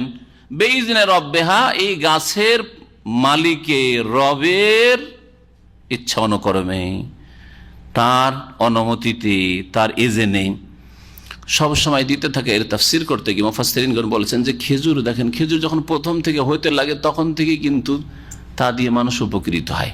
খেজুর যখন কাঁচা হয়ে আছে তখনও খাওয়া যায়, একেবারে কাঁচাই নয় কিন্তু কাঁচা আর কাছাকাছি, বিভিন্ন নাম আছে, বালাহ, তারপরে বুসুর, একটু ডাকর হওয়া মানে এখন পাকেনি, পাকার আগে, পাকতে মিষ্টি মিষ্টি ভাব লাগছে, হ্যাঁ, তো সেটাও কাজে আসে, হ্যাঁ, ওটাও অনেকে খায়। তারপরে তখন কি হয়, আর একটু পেকে গিয়ে তখন সেটা রোতাব হয়, তাজা খেজুর হয়, হ্যাঁ। তারপরে হয়, হ্যাঁ, সেটা পেকে অন্য ফলের মতো নয় যে 2 দিনের মধ্যে, টমেটো 2-4 দিনের মধ্যে সরে শেষ হয়ে যাবে, হ্যাঁ, লিচু 2-4-5 দিনের মধ্যে সরে শেষ হয়ে যাবে, এরকম নয়, হ্যাঁ। ওকে রাখেন আপনি, বছরকে বছর রাখেন না কেন, তোমার খেজুর করে রাখেন আপনি, সব সময় এই ফল আপনি পাবেন। তো ওই রকমের কালেমা তাইয়্যিবা যদি থাকে, কারো অন্তরে তৌহিদ থাকে, তাহলে তার নেক আমলের ফল সবসময় পেতে থাকবে। ওয়ায়াদরিবুল্লাহুল আমসাল লিন-নাস, আল্লাহ পাক রব্বুল আলামিন বিভিন্ন দৃষ্টান্ত বর্ণনা করেন মানব জাতির কল্যাণের উদ্দেশ্যে, লাআল্লাহুম ইয়াতাযাক্কারুন, যাতে করে তারা উপদেশ নিতে পারে। প্রিয় নবী মুহাম্মদ রাসূলুল্লাহ সাল্লাল্লাহু আলাইহি সাল্লামের সহিহ বুখারীতে হাদিস রয়েছে, এই হাদিসটি আরো বিভিন্ন হাদিসের কিতাবে রয়েছে, যে একবার রাসূলুল্লাহ সাল্লাল্লাহু আলাইহি সাল্লাম সাহাবায়ে কিতাবুল ইলমে প্রথম দিকে রয়েছে সহিহ বুখারীতে, বলছেন যে ইন্না মিনাশ শাজারি শাজারাতান লা ইয়াসকুতু ওয়ারাকাহা, গাছের মধ্যে একটা গাছ আছে যার পাতা ঝরে পড়ে না, অন্যান্য গাছের মতো পাতা ঝরে পড়ে না। ওয়া ইন্নাহা মিসলুল মুসলিম, আর ওই গাছটি হচ্ছে মুসলিমের মতো, মুসলমানের মতো গাছ। ফাহাদ্দিসুনি মা হিয়া, আচ্ছা বলো তো তোমরা ওই গাছটি কি হইতে পারে? ইমাম বুখারী রাহমাতুল্লাহ আলাইহি এই হাদিসটাকে কিতাবুল ইলমে নিয়ে এসেছেন পরীক্ষার বৈধতা প্রমাণ করার জন্য, যে ছাত্রদের পরীক্ষা নেওয়া যেতে পারে, ওস্তাদ, হ্যাঁ, শাগিরদের, ছাত্রের পরীক্ষা নিতে পারে, স্কুলে মাদ্রাসায় পরীক্ষা নেওয়া শরীয়ত সম্মত। নবী করিম সাল্লাল্লাহু আলাইহি ওয়াসাল্লাম মাঝে মাঝে সাহাবায়ে কিরামদেরকে পরীক্ষা করেছেন, আচ্ছা বলো তো, যদি জায়েজ না হইতো তো নবী সাল্লাল্লাহু আলাইহি ওয়াসাল্লাম পরীক্ষা নিতেন না। এরকম জিজ্ঞেস করলেন, ফাআখবিরুনি, বলো দেখি এই গাছ সম্পর্কে, সেটা কি? আব্দুল্লাহ বিন ওমর রাদিয়াল্লাহু তাআলা আনহু, ওমরের ছেলে, তিনি বলছেন, ফাওয়াকা নাসু ফি শাজারিল বাওয়াদি, মানুষের ব্রেন সব চলে গেল একেবারে বেদুইন এলাকায়, মরুভূমিতে, বাদিয়াতে, কোথায় কোথায় গাছ, কোন গাছ আছে খুঁজে বেড়াচ্ছে। ব্রেন আর শহরের মধ্যে নেই, মদিনা শহরে নেই, মদিনা শহরে খেজুর গাছ, ও মাঠে ঘাটে গিয়ে পাহাড়ে পর্বতে খুঁজছে, কোথায় পাবে, খুঁজে পায় না গাছ, খুঁজে পায় না, যে গাছের পাতা পড়ে না, গাছের পাতা পড়ে না, অথচ বাড়ির আশেপাশে হাজার হাজার খেজুর গাছ আছে। এরকম হয় মানুষের অনেক সময়, তাই না? বিবেক কাজ করে না, তাড়াহুড়া করলে অনেক সময় কাজ করে না, এই জন্য ধীর স্থির মস্তিষ্কে চিন্তা করতে হয়। আর আব্দুল্লাহ বিন ওমর তো যুবক ছেলে, আবার যুবক ছেলেদের ব্রেন ফ্রেশ হয়ে আছে, তাই না? বলছে ওয়াকা ফি নাফসি আন্নাহা নাখলা, আর আমার মনে গেঁথে গেছে যে ওটা হচ্ছে খেজুর গাছ, এটা হচ্ছে খেজুর গাছ। কিন্তু দেখলাম, বলছেন যে ওয়ারাআইতু আবু বকর ওয়া ওমর লা ইয়াতাকাল্লামান, আমার সামনে আবু বকরের মতো মুরব্বী মানুষ বসে আছেন, আর আমার পিতা ওমর বসে আছেন বাপের সামনে, আর বাপের চাইতে বেশি শ্রেষ্ঠ ব্যক্তি আবু বকর রাদিয়াল্লাহু আনহু, তারা বসে আছেন তাদের সামনে। 14-15 বছরের ছেলে আব্দুল্লাহ বিন ওমর সেই সময় কি করে কথা বলি, ফাকারে হতো আনা তাকাল্লাম, আমি কথা বলাকে অপছন্দ করলাম, উত্তর দেওয়া ঠিক মনে করলাম না, বেয়াদবি মনে করলাম। ফালাম্মা বলছেন যে ফালাম্মা লাম ইয়াকুলু শাইয়ান, সাহাবীরা কেউ জবাব দিতে পারলেন না, সবাই নীরব থাকলেন, জবাবই দিতে পারলেন না। কালা রাসূলুল্লাহ সাল্লাল্লাহু আলাইহি ওয়াসাল্লাম, তখন রাসূলুল্লাহ সাল্লাল্লাহু আলাইহি ওয়াসাল্লাম বলেন, তোমরা বলতে পারলে না হে আন-নাখলা, তো ওটা তো খেজুর গাছ, খেজুর গাছ, খেজুর গাছের পাতা পড়ে না, আর খেজুর গাছ হচ্ছে মুসলিমের মতো, মুসলিমের মাথা থেকে পা পর্যন্ত কোন অঙ্গ প্রত্যঙ্গ দিয়ে কারো ক্ষতি করতে পারে না, যদি সত্যিকার অর্থে মুসলিম হয়। যেমন খেজুর গাছের শিকড় থেকে একবারে ওপর পর্যন্ত, পাতা পর্যন্ত কোনটাই বেকার না, ফালতু না, ক্ষতিকর না, সব লাভজনক। এইরকম মুসলিম হইতে হবে। এই হাদিসটা অমুসলিমদেরকে শোনানো উচিত। মুসলিম কখনো মুসলিমের তো মানুষের ক্ষতি করতে পারে না। যদি জিহাদ ফি সাবিলিল্লাহ ইসলামে থাকে, সেটা হচ্ছে ক্যান্সারের অপারেশন, তার বৃহৎ স্বার্থে, তার বড় কল্যাণের উদ্দেশ্যে। যেমন কয়েক লাখ টাকা দিয়ে বিদেশে গিয়ে ফেলে আসলেন, দেশেও টাকাটা থাকলো না, দিয়ে আসছেন কয়েক লাখ টাকা, আর অস্ত্র পাচার করে শরীরের বিভিন্ন অঙ্গ কেটে নিয়ে, অনেক সময় পা কেটে ফেলে দিল, হাত কেটে ফেলে দিল, কত কি কেটে ফেলে দিল, রান পর্যন্ত কেটে ফেলে দিল, 2 পাই কেটে ফেলে দিল, তারপরে ছেলেকে ভাইকে নিয়ে আসছেন, আর 5-10 লাখ টাকা খরচ করে আসছেন। কেন? জুলুম করে আসলেন, জালেম। তাহলে জিহাদ জুলুম না, জি হ্যাঁ, ক্যান্সারের চিকিৎসা, ক্যান্সারের চিকিৎসা। তো নবী করিম সাল্লাল্লাহু আলাইহি ওয়াসাল্লাম বললেন যে হে আন-নাখলা, সেটি হচ্ছে খেজুর গাছ। ফালাম্মা কুমনা, মজলিস যখন বরখাস্ত হইল, কুলতু লি উমর, তখন আমার পিতা উমর রাদিয়াল্লাহু তাআলা আনহু, আমার আব্বাকে, ইয়া আবাতা, হে সম্মানিত আব্বা, ওয়াল্লাহি, আল্লাহর কসম করে বলছি, লাকাদ কানা ওয়াকা ফি নাফসি আন্নাহা নাখলা, আমার মনে একেবারে গেঁথে গিয়েছিল যে সেটা খেজুর গাছ, আমি জানছিলাম কিন্তু লজ্জায় বলিনি। কালা, তখন উমর বলছেন যে মা মানা কান্তা তাকাল্লাম, তুমি বলনি কেন? তাহলে এতক্ষণ সবাই নীরব থাকলো, কেউ বলতে পারলো না, শেষে রাসূলুল্লাহ জবাবটা বললে, তুমি বললে না কেন? কুলতু, আব্দুল্লাহ বিন উমর বলছে, আমি বললাম, আব্বা লাম আরাকুম তাতাকাল্লামুন, আপনাদেরকে যে দেখলাম যে আপনারা কেউ বলছেন না, তো বেয়াদবি হবে না? আপনারা নীরব আর আমি বলবো, বেয়াদবি মনে করলাম হয়তো। ফাকারিহতু আন আতাকাল্লামা ওয়া আকুলা শাইআন, আর আমি অপছন্দ করলাম যে আপনারা কিছু বলছেন আর আমি এখানে মুখ খুলবো আর বলবো।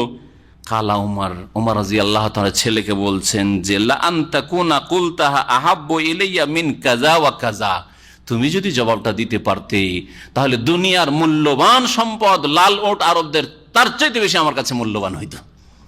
সবাই সাহাবায়ে কেরাম মজলিস থেকে যেত, রাসূলুল্লাহ সাল্লাল্লাহু আলাইহি ওয়াসাল্লাম বলতো যে কার ছেলে জবাব দিতে পেরেছে আজকে রে? বলছে উমরের ছেলে জবাব দিতে পেরেছে।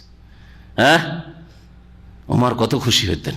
তাহলে ছেলে যদি সাইন করে, ছেলে যদি কিছু করতে পারে, তাহলে বাপ মা কত যে খুশি হয়, সেটা যখন বাপ মা হবেন তখন বুঝতে পারবেন, তাই না? ছেলের বাপ মা হবেন। দেখুন আজকাল অনেক ভাইরা আছে, ছেলে বা মেয়ে প্রাইমারির একটা স্তর যা আছে, ক্লাস 5 হয়তো, তাই না, তাতে প্লাস পেয়েছে, A+ পেয়েছে, আর কি, একে মিষ্টি খাওয়াচ্ছে, ওখানে মিষ্টি খাওয়াচ্ছে, হ্যাঁ এই করছে সেই করছে, কেউ বলছে যে আমি একবারে পার্টি করবো, কত খুশি মাশাআল্লাহ। অথচ সে হয়তো নিজে 5 পাস, নিজে 5টাই পাস করতে পারি হয়তো। আল্লাহ পাক রব্বুল আলামিন তারপরে বলছেন ওয়া মাসালু কালিমাতিন খাবিসাতিন কাশাজারাতিন খাবিসা, আর নোংরা কথার উপমা হচ্ছে, দৃষ্টান্ত হচ্ছে কাশাজারাতিন খাবিসা, নিকৃষ্ট নোংরা গাছের মতো। নিকৃষ্ট গাছের মতো হচ্ছে নিকৃষ্ট কথা, যেগুলি খারাপ কথা, মন্দ কথা, সেগুলির উদাহরণ হচ্ছে নিকৃষ্ট গাছের মতো, খারাপ গাছের মতো। নিকৃষ্ট গাছ কি? যেই গাছে কোনো ফায়দা নেই, যেই গাছে ফল ধরলেও ফল এত তিতা জিভাতে দিলে বমি হয়ে যাবে, বমি করে শেষ করতে পারবেন আপনি। তা হচ্ছে মাকালের ফল, হ্যাঁ, হানজাল আরবিতে বলা হয়। বলছেন আল্লাহ পাক রব্বুল আলামিন, তাহলে কালিমা খাবিসা কি জিনিস? মাকাল তো জানলাম, শাজারাতুন খাবিসা, নোংরা গাছ, নিকৃষ্ট গাছ, বেকার গাছ, একবারে কোনো ফায়দা নেই ওতে। নিকৃষ্ট কথা কি? নিকৃষ্ট কথা হচ্ছে কুফরি কথা, শিরকি কথা, পাপের কথা, আল্লাহদ্রোহিতার কথা। তো শিরক কুফরি কথা হচ্ছে এই তিতা ফলের মতো, মহা তিতা ফলের মতো। উজতুসাত মিন ফাওকিল আরদি, এই গাছ জমিনের ওপর থেকে উপড়িয়ে ফেলা হয়। ইজতাসা মানে উপড়িয়ে ফেলা, শেকড় এত মজবুত না, এমনি উপড়ে ফেলা যায়, আগাছার মতো। বিভিন্ন আগাছাগুলি যে ফসলের জমিতে হয়, ধানের জমিতে, গমের জমিতে, বুটের জমিতে, বিভিন্ন জমিতে হয়, দেখবেন এমনিতে হাত দিয়ে উপড়ানো যায়, হাত দিয়ে উপড়ানো যায় আগাছা।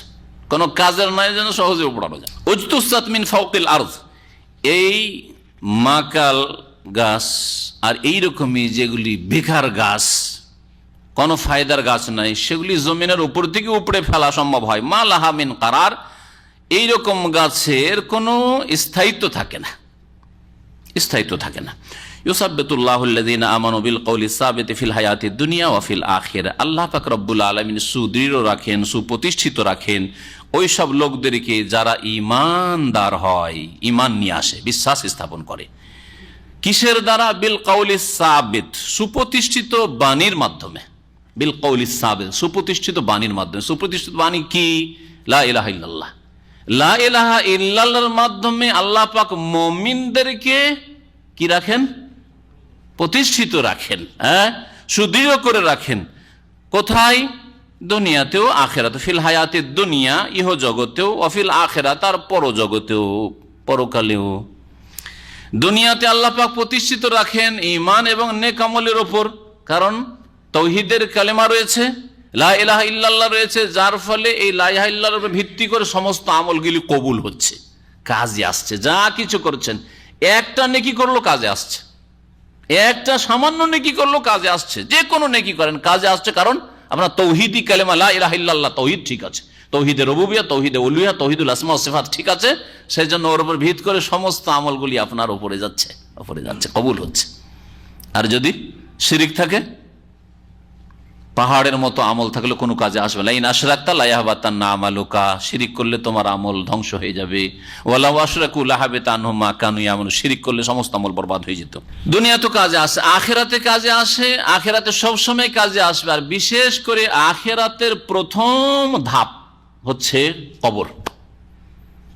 আর কবরে যখন রাখা হয়, আর রাখার পরে মুনকার নাকির যখন প্রশ্ন করা শুরু করে, সেই সময় কালেমা তাইয়্যিবা, এটি হচ্ছে আল কাউলুস সাবিত, আল কাউলুস সাবিত তাফসীর, এটি কাজে আসবে। কালেমা তাইয়্যিবা যদি দুনিয়াতে ঠিক থেকে থাকে, তাহলে এই মুনকার নাকিরের জবাবে তিনটি যে প্রশ্ন হবে, এই প্রশ্নের জবাবও ঠিকভাবে জবাব দিতে পারবেন। মান রব্বুকা জিজ্ঞেস করা হবে, রব্বি আল্লাহ, আমার রব আল্লাহ বলতে পারেন। আরবি ভাষায় পটু হইলে যে বলে দিবেন তা নয়, হ্যাঁ। আর আরবি ভাষার মূর্খ কিছুই জানেন না, বাংলা জানেন না, টিপসই করা মানুষ, আর নেক আমল ছিল, ঈমান আমল ঠিক ছিল, তাওহীদ ঠিক ছিল, আর বলতে পারবে না, এমন কথাও নয়। যত বড় আল্লামা হয়ে যান না কেন, আর যত বড় ভাষার পণ্ডিত হয়ে যান না কেন, ঈমান আমল যদি ঠিক না থাকে তাওহীদের উপর ভিত্তি করে, তাহলে রব্বি আল্লাহ বলা সম্ভব হবে না।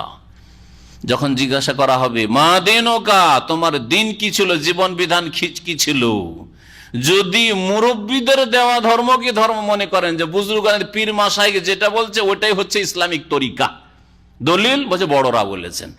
দলিল কি ভাই? কোরআন হাদিস আছে। আর কোরআন হাদিস কি আমরা বুঝি? আমরা মূর্খ মানুষ, আমরা জানি পীর মাশায়েখ উলামায়ে কেরাম তারা হক্কানি সব, তারা ভুল বলবে?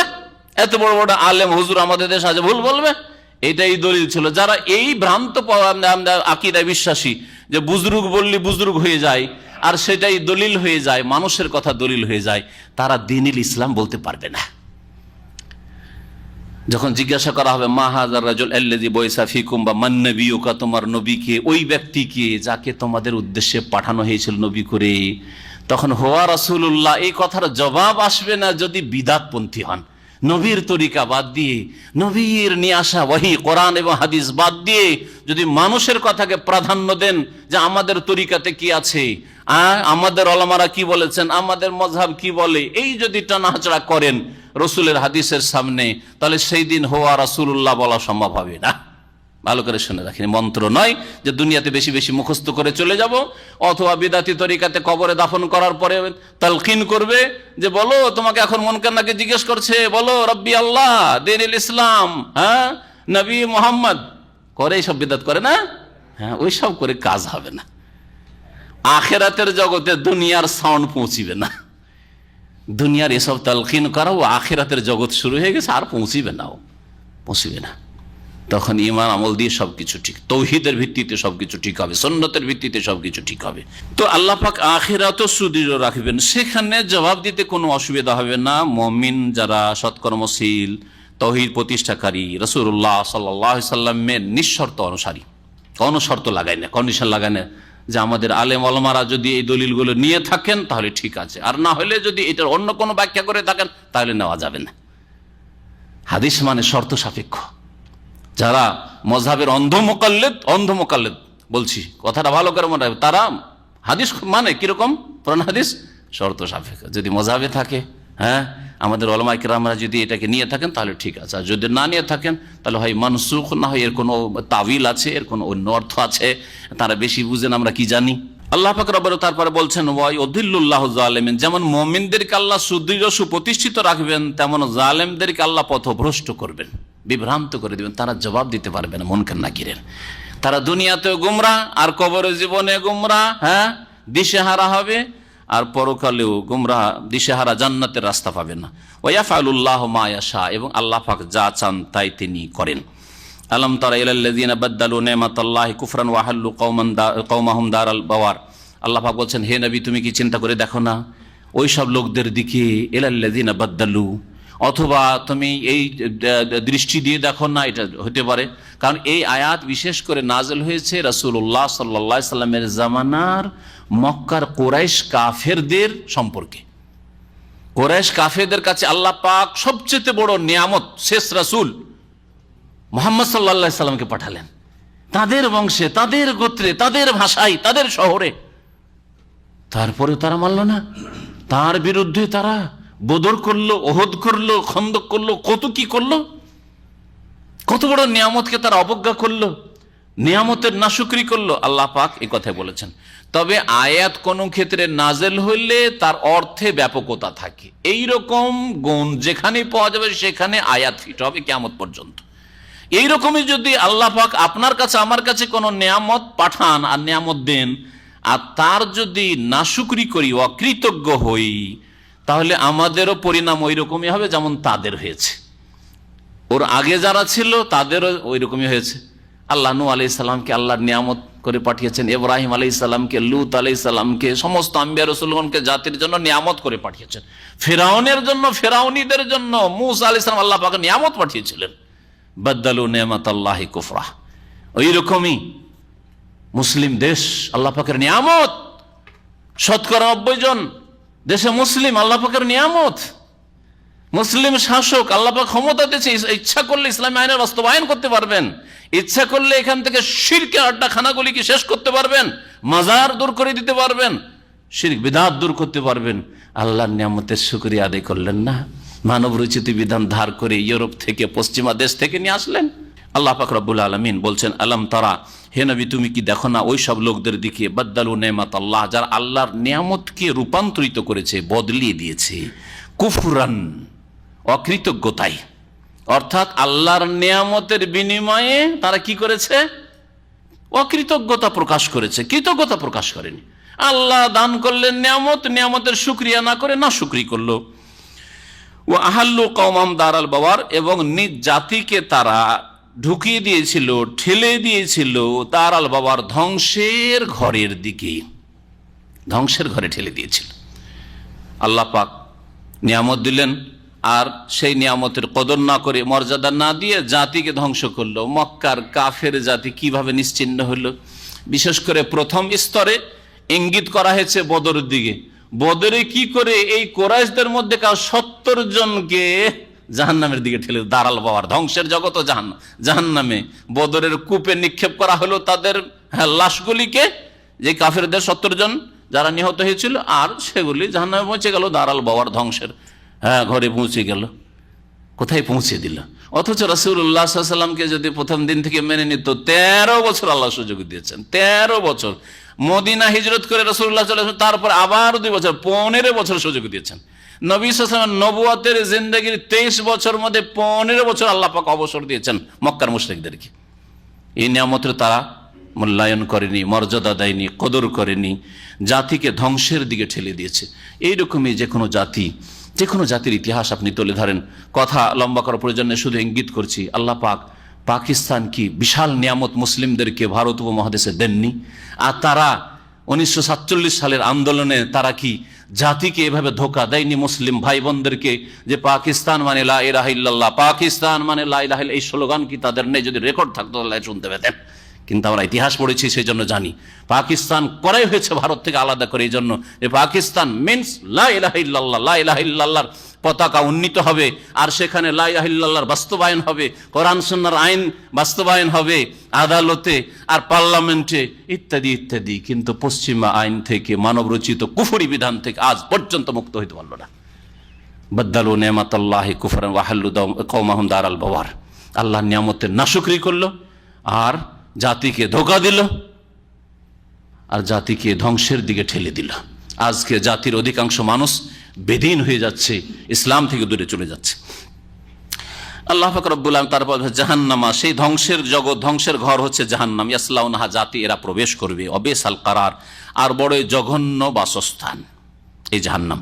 ওয়াজালু লিল্লাহি আনদাদা, এরা আল্লাহর সাথে শরীক স্থাপন করেছে বিভিন্ন, লিউদুল্লু আন সাবিলি, আল্লাহ রাস্তা থেকে পথভ্রষ্ট করার উদ্দেশ্যে। কারণ এই শরীক আর শিরকের মাধ্যমেই মানব জাতিকে পথভ্রষ্ট করা হয়েছে। কুল, হে নবী তুমি জানিয়ে দাও এই মুশরিকদেরকে, তামাত্তাউ, তোমরা দুনিয়ায় কিছু দিনের ভোগ বিলাস করে নাও, ফাইন্না মাসিরাকুম ইলান নার, কারণ এরপরেই তোমাদের পরিণাম হচ্ছে জাহান্নাম। ফাইন্না মাসিরাকুম, তোমাদের প্রত্যাবর্তন স্থল হচ্ছে ইলান নার, জাহান্নামে। কুল্লে ইবাদি, হে নবী আরো বলে দাও আমার বান্দাদেরকে, আল্লাযীনা আমানু, ওই সব বান্দাদেরকে যারা ঈমান নিয়ে এসেছে, ইয়ুকিমুস সালাহ, তারা যেন সালাত কায়েম করে। 5 ওয়াক্ত সালাত কায়েম করা হচ্ছে, সালাত কায়েম করা। ওয়া ইউনফিকু মিম্মা রাযাকনাহুম, আর তারা যেন ব্যয় করে ওই সব ধন সম্পদ থেকে যা তাদেরকে আমি দান করেছি উপজীবিকা হিসাবে। সিররান, গোপনেও দান করে, ও আলানিয়ার, প্রকাশ্যেও দান করে। দুটোরই আল্লাহ প্রশংসা করেছেন। তার মানে যখন প্রয়োজন হবে প্রকাশ্যে দান করার, তখন প্রকাশ্যে দান করবেন, আর যখন প্রকাশ্যে দান করার প্রয়োজন নেই তখন গোপনে দান করবেন। এখানেও 2 রকম দানের কথা আল্লাহ উল্লেখ করেছেন। আর সূরা বাকারার একটি আয়াতে আল্লাহ পাক আরো এর চাইতে বিস্তারিত বলেছেন, ইন তুবদু সাদাকাতি ফানি'ম্মা হিয়া, তোমরা যদি সাদকা দান খেরাতকে জাহির করো, প্রকাশ করে দান করো, ফানি'ম্মা হিয়া, তাহলে খুব ভালো কাজ। প্রকাশ করে ভালো কাজ আল্লাহ পাক বলছেন। তাহলে কোথায় ভালো কাজ ওটা জানতে হবে আপনাকে। কোনখানে আমি প্রকাশ করে সবাইকে দেখিয়ে যদি দান করি, জানিয়ে দান করি, তাহলে বেশি নেকি হবে, ওটা জানতে হবে আপনাকে। তাহলে ওয়াইন তুখফুহা, আর যদি লুকিয়ে লুকিয়ে দান করো, ওয়াইন তুখফুহা, লুকাও, গোপনে রাখো, অতুতুহাল ফোকারা, আর ফকির মিসকিনকে দাও, তাহলে ফাহুয়া খায়রুল লাকুম, সেটা তোমাদের জন্য কল্যাণকর হবে। এখানেও কল্যাণকর আর ওখানে নেম্মাহি, ওটাও ভালো কাজ বলেছেন। তাহলে আপনাকে জানতে হবে। বলুন তো দেখি কোনখানে লুকিয়ে দান করলে বেশি ফজিলত হবে? যখন ফকির মিসকিনকে দিচ্ছেন আর তাকে দিয়ে আপনি তার অভাব নিজেই দূর করে দিতে পারবেন, আর কারো সাহায্যের প্রয়োজন নেই, তখন এত গোপনে দিবেন যে ডান হাতে দিলে বাম হাত না জানতে পারে, পাশের লোক জানতে না পারে, বাড়িতে লুকিয়ে দিয়ে চলে আসবেন। হ্যাঁ, কিন্তু আমাদের দেশের মরার যে খাবার, হ্যাঁ, কোন মানুষ মারা গেলে যে খাবার তৈরি হয় মৃতের নামে, ভোজ কি বলেন ওটাকে, আর 40 দিনে করলে। এখন কিছু কিছু কিছু বিদাতি 2 রকম, একটা হচ্ছে চরমপন্থী বিদাতি, 40 করতে হবে, 3 দিনে না হয় 10 দিনে দিন নির্ধারণ করি। আর একটা মডার্ন বিদাতি আছে, বলছে আমরা মডিফাই করেছি আমাদের বিদাতটাকে। যেমন মিলাদুন্নবীকে ওরা সিরাতুন্নবী করেছে, একটা মডার্ন বিদাতি, ঠিক তেমনি এই মৃতের নামে খাবারকে একটু মডিফাইড করেছে, যে না না না ওই রকম বিদাত আমরা করি না, আমরা 40 করি না, কোনো দিন ধরে করি না, কোনো একদিন করলেই হইল। হ্যাঁ, এরাও বিদাতি, সবটাই বিদাত। কারণ নবী করিম সাল্লাল্লাহু আলাইহি সাল্লাম এইসব করেন নাই, তার সাহাবীরাও করেন নাই, তাদের সামনে অনেকে আপনজনরা তাদের ইন্তেকাল করেছেন, করেননি। অপরন্তু তিনি বলেছেন যে মাইয়েতের নামে খাবার তৈরি হওয়ার আগে সাহাবারা বলছেন যে আমরা এটাকে নবী সাল্লাল্লাহু আলাইহি সাল্লামের জামানায় রোদনের অন্তর্ভুক্ত মনে করতাম। রোদন করা হারাম শরীয়তে, এটা হারামের অন্তর্ভুক্ত মনে, সহিহ হাদিস। সুতরাং সাবধান হয়ে যাবেন এসব কাজ থেকে। লুকিয়ে দিলে অসুবিধা দেখি, আরে 1 পাট গোস্ত ভাত খাওয়াচ্ছেন ওই ফকিরকে, ওই খরচে ওর বাড়িতে ওই টাকাটা যদি দিয়ে চলে আসেন, তাহলে ও সমস্ত ছেলে মেয়ে নিয়ে খেতে পারবে, ভালো করে সমস্ত ছেলে মেয়ে নিয়ে খেতে পারবে। একা খাচ্ছে, লজ্জাও লাগছে, আর ডেকেছে গ্রামের পয়সাওয়ালা মানুষ, যদি আজকে না খেতে যাই তো কালকে 2 পয়সার প্রয়োজন হলে ধারও দেবে না, ভয়ও আসছে, যদি লজ্জা লাগে তারপর ভয় খেতে আসছে। এসব ইসলামী কাজ? অনৈসলামিক কাজ এসব। তো লুকিয়ে দান করবেন যখন আপনি দান করে যথেষ্ট। আপনি নফল দান, এক হচ্ছে নফল দান, আর সেটা আপনি দিলেই কাজ হয়ে যাবে, তাই লুকিয়ে দেবেন। লুকিয়ে দানের বেশি ফজিলত রয়েছে। প্রকাশ্য দান করবেন কখন? প্রথম কথা ফরজ যদি হয়, জাকাত ফরজ, লুকিয়ে লুকিয়ে দিলে কাজ হবে না। লুকিয়ে যদি দেন তো বলে এত টাকা এর ইনকাম, এত বড় বড় ব্যবসা বিজনেস চলছে, কিন্তু জাকাত দেয় না, লোকের আপনাকে কি বলবে? কৃপণ বলবে, হারাম খাই বলবে, হারাম খাওয়া লোক বলবে, তাই না? অথচ আপনি পুরো জাকাত হাতে লুকিয়ে লুকিয়ে দিচ্ছেন, তো লুকিয়ে দেওয়া তাহলে যথেষ্ট নয়। যেমন 5 ওয়াক্ত নামাজ মসজিদে এসে পড়তে হয় পুরুষদেরকে, যাতে আপনাকে নামাজি বলা হয়, এটা রিয়াকারী লোক দেখানো নয়, অবশ্যই যাতে আপনাকে মুসলিম মনে করা হয়। আর আপনি বিবি সাহেবার সাথে যদি জামাত করেন, 5 ওয়াক্ত ঘরে 5 ওয়াক্ত নামাজ পড়ছেন, আর একেবারে জামাত করে বিবির সাথে নামাজ পড়ছেন, আর টাইমে টাইমে নামাজ পড়ছেন, গ্রামের লোকের কাছে আপনি বেনামাজি, বেনামাজি, ওই রকম জাকাত দিচ্ছেন না বলবে লোকেরা। এই জন্য ফরজ জাকাত একটু খোলাখুলি প্রকাশ্য ভাবে দিতে হবে, লুকিয়েও দেন প্রকাশ্যও দেন। জি, আর প্রকাশ্য দান করবেন আর একটা ক্ষেত্রে, নফল দান প্রকাশ্য। কখন? একাই দান করে কাজ হবে না। আমাদের দিনের খেদমত একটা ইসলামিক লাইব্রেরি করব, বা ইসলামের দাওয়াতের কাজ করব, আমরা কোন একটা প্রজেক্ট আছে, আমি দিলে 1000 রিয়াল দিতে পারবো, কিন্তু 50,000 রিয়াল খরচ আছে। এটা মসজিদ করো, মসজিদে আমি হয়তো 2000 5000 দিতে পারবো, কিন্তু আমার 1 লাখ রিয়ালের প্রয়োজন রয়েছে, 1 লাখ টাকা বা 5 লাখ টাকার প্রয়োজন রয়েছে আপনার দেশে। তাহলে কি করতে হবে? ভাই আমরা একটা মসজিদ করতে চাইছি, একটা ইসলামিক লাইব্রেরি করতে চাইছি, আপনারা যে যত পারেন দেন, আর তারপরে ওখানকার যারা নেতৃস্থানীয় ব্যক্তি যারা এই কাজটি করতে চাচ্ছেন তারা প্রকাশ্যে দেন যে আমরা 5000 টাকা দিলাম। তাহলে আপনার চাইতে যারা সচ্ছল আছে ওরা চিন্তা করবে যে এ যদি 5000 দিতে পারে গরিব হয়ে, তাহলে আমাকে তো 10,000 দেওয়া উচিত, ঠিক না? কাজটা তাড়াতাড়ি হয়ে যাবে। আল্লাহ পাক দুটোরই এই জন্য প্রশংসা করেছেন, কিন্তু ক্ষেত্র বিশেষে। যেখানে লুকিয়ে দিলে চলবে সেখানে যদি প্রকাশ করেন, আর নিয়তে সামান্য যদি এরকম চলে আসে যে দেখাচ্ছি যাতে জানে, লোক দেখানো, তাহলে শিরক হয়ে যাবে, কোনো নেকি পাবেন না। তোমরা, আল্লাহ পাক রব্বুল বলছেন যে হে নবী বলে দাও আমার বান্দাদেরকে, যারা ঈমান নিয়ে এসেছে ওই সব বান্দাদেরকে, তারা যেন 5 ওয়াক্ত সালাত কায়েম করে, আর তারা ব্যয় করে তাদের রিজিক হতে গোপনে এবং প্রকাশ্যে, মিন কাবলি আইয়াতিয়া ইয়াউম, সেই দিন আসার পূর্বে, যেই দিন লা বাইউন ফিহি, কোনো ব্যবসা বাণিজ্য থাকবে না, কোনো টাকা পয়সা কারো হাতে থাকবে না। ব্যবসা বাণিজ্য হইলে না টাকা থাকবে, না চাকরি থাকবে, না ব্যবসা থাকবে, না কৃষি কাজ থাকবে, কিছুই থাকবে না। তো ইনকাম সোর্স কোথায়? আখেরাতে বিচার দিবসে কোনো ইনকাম সোর্স নেই। কেন ইনকাম সোর্সের কথা বলা, ব্যবসার কথা বলা হইলো? কারণ ব্যবসা বাণিজ্য থাকলে অথবা ইনকাম সোর্স থাকলে দুনিয়াতে হইতো কি, যদি আপনার আসামি বন্দি থাকে তাহলে জামানতে 10,000 টাকা লাগলো, 50,000 লাগলো, 5 লাখ টাকা খরচ হলো, ছাড়িয়ে নিয়ে চলে এলেন, তাই না? মুক্তিপণ দিয়ে ছাড়িয়ে নিয়ে চলে, অথবা বন্দি হয়েছে কোথাও, যেমন আগে থেকে চলে আসছে যে বন্দিকে ছাড়ানোর জন্য কি করা হয়তো, ফি দিয়ে কত টাকা নেবে আমাদের বন্দি ছাড়ার জন্য? 5 লাখ। 5 লাখ টাকা নাও, আমাদের লোককে ছাড়ো, ঠিক কিনা? তাহলে সেই দিন কিয়ামতের দিনে কেউ যদি বলে যে আমি দুনিয়াতে রাজা ছিলাম, দুনিয়াতে আমি প্রধানমন্ত্রী রাষ্ট্রপতি ছিলাম, দুনিয়াতে আমি ধনাঢ্য ছিলাম, আমি দুনিয়াতে বড় বড় কাজে টাকা দিয়ে কাজ সেরে নিয়েছি, আখেরাতে চলবে সেটা? আল্লাহকে গিয়ে বলবে যে আল্লাহ তুমি আমাকে জাহান্নাম থেকে মুক্ত করে দাও, তোমাকে আমি 1 কোটি টাকা ফি দিয়ে দিচ্ছি। পাবে কোথায়? আরে 1 টাকা দিচ্ছি, এটাই পাবে কোথায়? একটা রিয়ালি পাবে কোথায়? পাবে? এই জন্য আল্লাহ বলেছেন যে সেই দিন হাসরের মাঠে বিচার দিবসে কোনো কেনা বেচা থাকবে না, ইনকাম সোর্স কিছু থাকবে না, ওয়ালা খেলাল, আর কোনো বন্ধুত্ব থাকবে না। কারণ দুনিয়াতে দুটো সোর্সের মাধ্যমে মানুষ স্বার্থ হাসিল করে, হয় ঘুষ দিয়ে, মুক্তিপণ দিয়ে, যেমন বললাম, আর না হলে আর একটা তরিকা হচ্ছে কি, ওয়াস্তা। সৌদি আরবে কি বলে? ওয়াস্তা, সোর্স, ব্যাকিং দিয়ে, মাধ্যম, পরিচিতি আছে, হ্যাঁ, বলো দিয়াতে কাজ হয় না, আর মোদিরের সাথে পরিচয়, চলে গেলেন, সালাম আলাইকুম, ওয়ালাইকুম সালাম, তারপরে কোনো মুশকিল নাই, তোমার কোনো কাজ হইলে আসবে আমার কাছে, বুঝছেন না? প্রতি দেশে পরিচিতির ওপর অনেক কাজ হয়ে যাচ্ছে। তো এইটা দুনিয়াতে হচ্ছে, আখেরাতে কোথায় হবে এটা? হ্যাঁ, কার কাছে যাবেন যে আমার স্পেশাল যোগাযোগ আছে, সরাসরি যাওয়ার পরে আমি নিজে মুক্ত হয়ে যাবো, অন্যদেরকে মুক্ত করে দেব? না না, এইসব রাস্তা নেই। লা বাইউন ফি ওয়ালা খিলাল, কোনো বন্ধুত্ব কাজে আসবে না, আর সেখানে কোনো রকমের টাকা পয়সা আর মুক্তিপণ কাজে আসবে না। আল্লাহুল্লাযী খালাকাস সামাওয়াতি ওয়াল আরদ, আল্লাহ সেই সত্তা যিনি আকাশসমূহ সৃষ্টি করেছেন, পৃথিবী সৃষ্টি করেছেন। ওয়া আনজালা মিনাস সামাই মান, আর আকাশ থেকে অর্থাৎ উপর থেকে বৃষ্টি বর্ষণ করেছেন, বৃষ্টির পানি। ফাখরাজা বিহি মিনাস সামারাতি রিজকাল লাকুম, অতঃপর এই বৃষ্টির পানির মাধ্যমে তোমাদের জন্য বহু রকমের ফল ফলাদি উদ্গত করেছেন আল্লাহ পাক রব্বুল আলামিন, রিজকাল লাকুম, তোমাদের উপজীবিকা, রিজিক স্বরূপ। ওয়াসাখখারা লাকুমুল ফুলকা, আর তোমাদের সেবায় নিয়োজিত করেছেন, তোমাদের নিয়ন্ত্রণাধীন করে দিয়েছেন।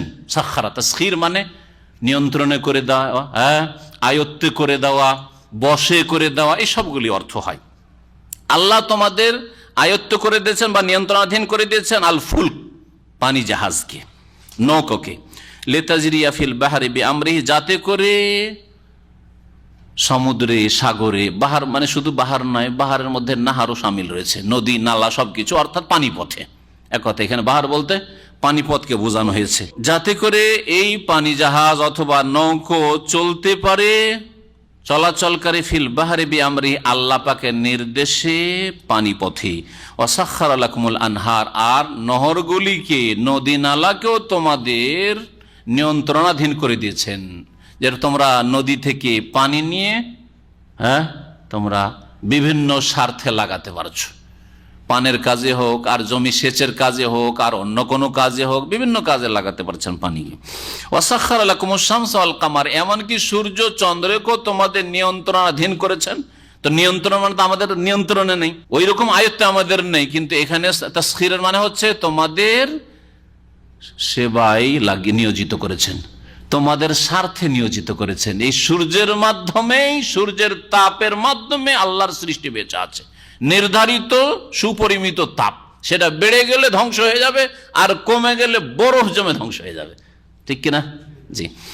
ওয়াল কামার, এইরকমই চন্দ্র, চন্দ্রের যেসব উপকারিতা রয়েছে, আল্লাহ পাক তোমাদের সেবায় আল্লাহ পাক নিয়োজিত করেছেন। দায়ে বাইনে, চলমান অবস্থায় এই সূর্য চন্দ্র চলমান অবস্থায় তোমাদের সেবায় নিয়োজিত রয়েছে।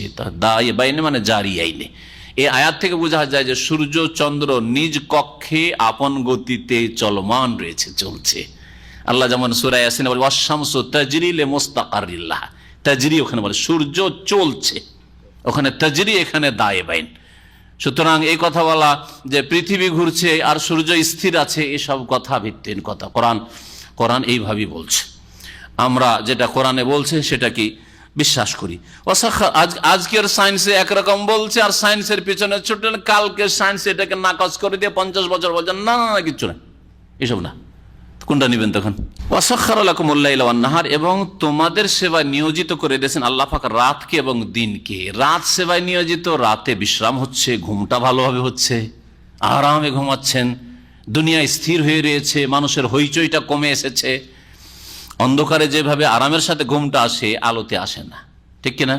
অন্নাহার, আর দিনকে সেবায় নিয়োজিত করেছেন, দিনে রুজি রোজগার করছেন, কাজকর্ম করছেন, হাট বাজার করছেন, বিভিন্ন যে কাজে আছেন কাজ করছেন। যদি পুরোটাই যদি রাত হয়ে থেকে যেত, তাহলে রুজি রোজগার করা মুশকিল হয়ে যেত, রিজিক তলাশ করা মুশকিল হয়ে যেত। আর যদি পুরোটাকে আল্লাহ পাক রব্বুল দিন বানিয়ে দিতেন, তাহলে শরীরের চাহিদা পূরণ করা মুশকিল হতো, আরাম বিশ্রাম বড়ই কষ্টকর হয়ে যেত। আল্লাহ পাক এসব আর এরকম বহু হিকমতে আল্লাহ পাক রাত আর দিনকে নিয়োজিত রেখেছেন। এখানে আমাদের তাফসীর শেষ হলো। আল্লাহ পাক রব্বুল আলামিন যেন আমাদেরকে কোরআন কারীম বোঝার তৌফিক দান করেন এবং তার মোতাবেক আমল করার তৌফিক দান করেন। কোরআন কারীম দিয়ে আমাদের অন্তরকে আলোকিত করেন। আল্লাহ পাক রব্বুল আলামিন আমাদের ভাষাকে সুন্দর করার তৌফিক দান করেন, আমাদের কাজকর্মগুলিকে সুন্দর করার তৌফিক দান করেন, আমাদেরকে হেদায়েতের অটল রাখেন। আল্লাহ পাক কোরআন কারীম দিয়ে আল্লাহ আমাদের দুনিয়া আখিরাতকে যেন সুন্দর করে দেন। আল্লাহ পাক রব্বুল আমাদেরকে জান্নাতুল ফিরদৌস যেন দান করেন। সুবহান রাব্বিকা রব্বিল ইজ্জাতি আম্মা ইয়াসিফুন ওয়া সালামুন আলাল মুরসালিন ওয়া আলহামদুলিল্লাহি রাব্বিল